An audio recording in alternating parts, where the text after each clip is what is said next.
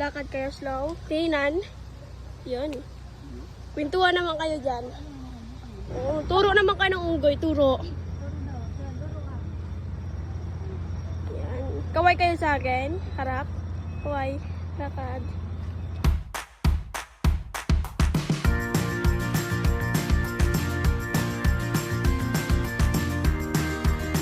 Oh, gusto mong gumala nang walang ginagastos sa malala?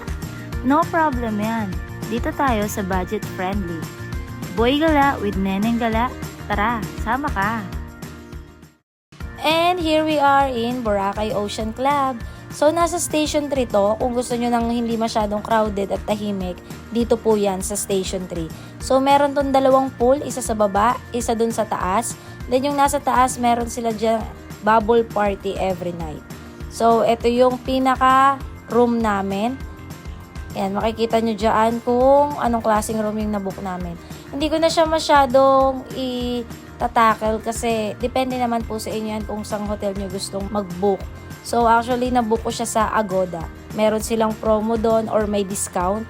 Ayan, pwede kayong mag-book doon. Siyempre, dapat first day pa lang, gala na. So, ayan mga gala, lalabas muna kami para kumain. Pahingang konti, then gala na tayo.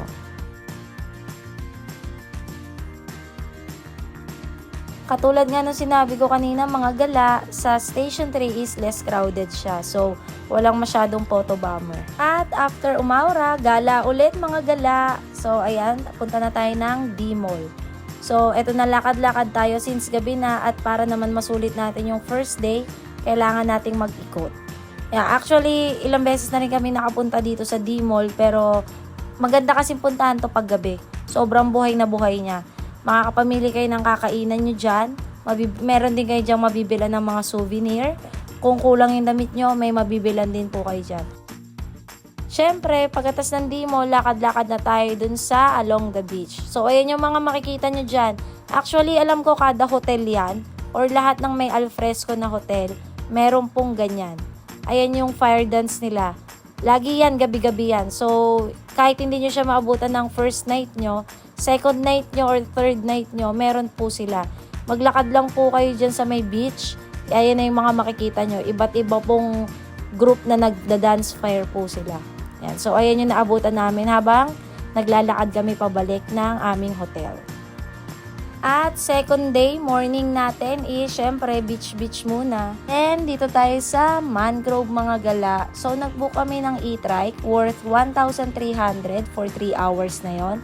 Lahat po ng land tour is pupuntahan pero ang pinili lang po naming destination is 2 destination lang po. Which is yung hindi pa namin napuntahan. So ito nga yan, lakad-lakad lang kayo dyan, aura-aura lang kayo dyan.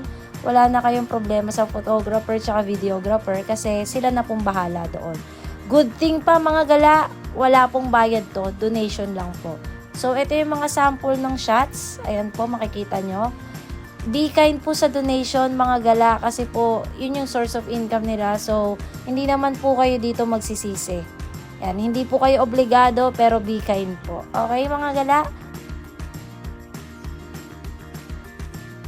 And our last destination is Diniwid Beach, which is dito kami nagtagal kasi po pwede rin kayo mag-swimming dito. Sobrang ganda po ng tubig dito at napaka-fine nung sand. Yung makikita nyo naman yung mga rock formation dito.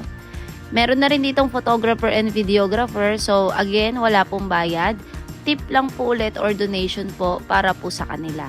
Wala pong obligation na kahit magkano. Nasa sa inyo po talaga yan. And makikita nyo dito yung itsura po nung beach. So, eto na nga yung mga sample shots nila. Makikita nyo, para kaming nagpiprenup dito sa sobrang sulit. Again, it's free!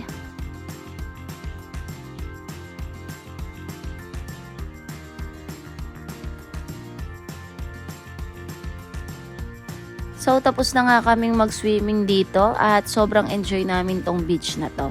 Yun lang mga gala, maraming salamat. See you po sa next What to Eat in Boracay.